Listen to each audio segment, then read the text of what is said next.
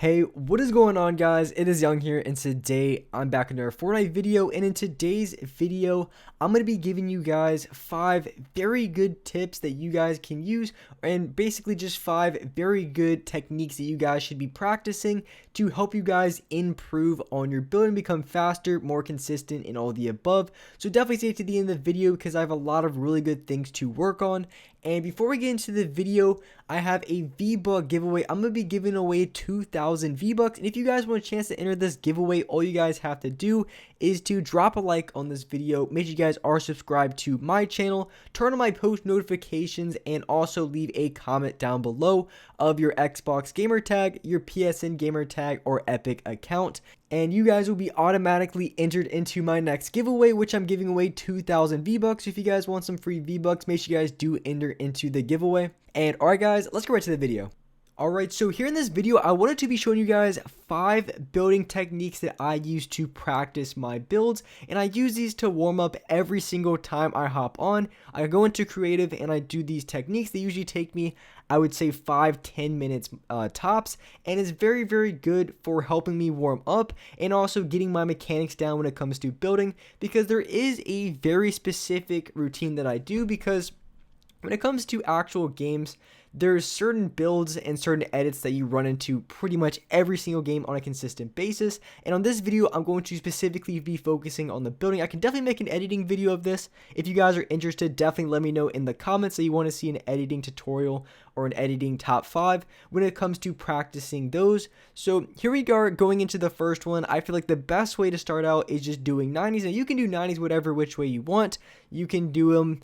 I think there's like 4 or 5 different ways you can do 90s, so you can practice them however you want. I just prefer to do them like that, and that's a very good start to warming up, because you do 90s every single game. They're not very hard to do, so when you're just getting on and warming up, this is probably a very good start when it comes to first getting on, because when you first get on, at least for me, I'm all over the place. I can't build, I can't edit, so I like to start off with something very simple that I can do time and time again. And then after that, here we are going into the second tip, or the second building technique that I use, and this one's kind of like tunneling. It's not a tunneling where you're running straight and building side to side. This one's a little bit different. This one focuses more on building outwards rather than building straight, tunneling, and all that kind of good stuff. So this is also another really good way to warm up as well. And just after this one right here, I'm going to show you guys exactly how to do this a little bit slower, just in case you guys may be a little bit confused. So all you'd want to do is just place a flat or place a floor out in front of you, above you, and below you, then place 2 walls to the opposite side, and then you want to continue doing this while running. And also, if you get very good at this, you can also place a cone on top. So after a few of them, if you feel very comfortable, then go ahead and do that with placing a cone on top. And when you're doing this, one mistake that I make, it's pretty much the only mistake, is sometimes you accidentally place that wall on the side that you shouldn't place it on. And all you have to do to fix this, you can do 2 ways. First of all, when you're doing it, you can pull out your pickaxe, and this is going to stop you from turbo building that final wall. Or you really do have to be slowed in control with it. Either way, it works. And personally for me, I think it's a lot more comfortable to pull out my pickaxe every single time I finish off a certain type of build. For me, just a lot more comfortable with just how I play. And I think that's a lot helpful, because I know after, it was a long time ago, I mean, talking like season like 6 or so, they made an update. So if you want to go for an edit, sometimes it gets really tricky. Sometimes it edits on a structure that is behind the one you're looking at. So sometimes if you don't pull out your pickaxe or shotgun when you're going for an edit, it can completely throw you off and edit the wrong thing. So that's why I prefer not to do any edits when I have the building mechanic out. So it's just better practice for me not to use it in between certain builds, because usually I will end up going for edits in between them either way, because most of the time if I'm in a game, I'll place a wall, then maybe go for another edit on top of that.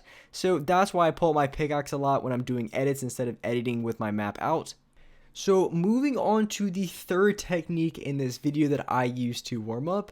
Now this one is, there's 3 different ways you can do it. So you can do it the first way as I'm showing here, where you build out to the right side, and the second way you can also do it is do it from the opposite. I would recommend, when it comes to any of these techniques I'm showing in this video, I think it's very important and very beneficial to always remember to practice them both ways. So practice them going right, also practice them going left, and that goes for anything with 90s, goes anything with pretty much any build in the game. You always want to practice it doing both ways, because you never know when you get into an actual game if you're going to have to, or if you're going to need to build in that direction to maintain high ground, or whatever the case may be. So you always want to be able to be very efficient on both sides. So for this one, you can build to the right, to the left, and also you can build behind you. And this is a very, very good way to do a high ground retake. This is probably one of my favorites. It's super effective. The other player cannot get a shot on you. And also, if they're right on top of your ramp, it can mess them up completely and allow you to get high ground. So something like this, I practice a ton because I use this literally every single game. I don't know a single game which I don't use this, unless of course I die off spawn or some other BS like that happens. But if I have a full game, trust me, you best believe I'm going to be using that retake. So that's why I practice it every single time I get on, because I think the best way to improve yourself at the game is to practice those mechanics that you're going to be using every single game. I think it's important to practice advanced mechanics as well, but making sure you have the basic ones down packed is going to be the best and fastest way to improve it at this game, because most people try to go for a bunch of fancy edits and builds. So if you're very mechanical, you're going to be winning so many more fights against the other player, because you're not going to be choking your builds and you're going to be able to outplay the other player based on the things you're doing. And that's why something like this can be very, very effective, super easy, super effective at the exact same time. So going into my next, this is the fourth one. And with this one, I do this every single game as well. I place a cone. Now, it could be my cone, could be the other player's cone, depending on if they have high ground or not. And once I place the cone, I jump out to either the right side or I jump over to the left side.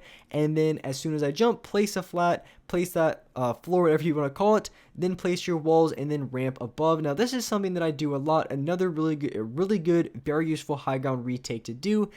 This one also is very, very easy with a little bit of practice, and you can also do it another way where you're building, and as soon as you place that floor, you can place another ramp above you and below you.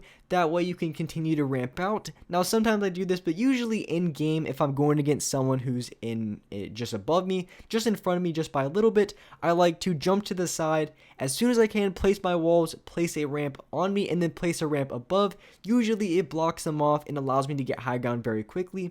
So I practice this mechanic as soon as I get on, because as easy as it is, I've seen so many people mess up easy mechanics and give up their high ground, lose shots, lose games, just because they mess up on the most basic of builds. So this is something that you want to make sure you have down as well. And so moving into the last and also the final technique for this specific video, this is going to be practicing your double floor ramp and walls, because especially in this game, it's super important that you have as many builds connected as possible, because you don't want to get shot out, especially if you're playing duos and squads. You don't want to get shot out game after game.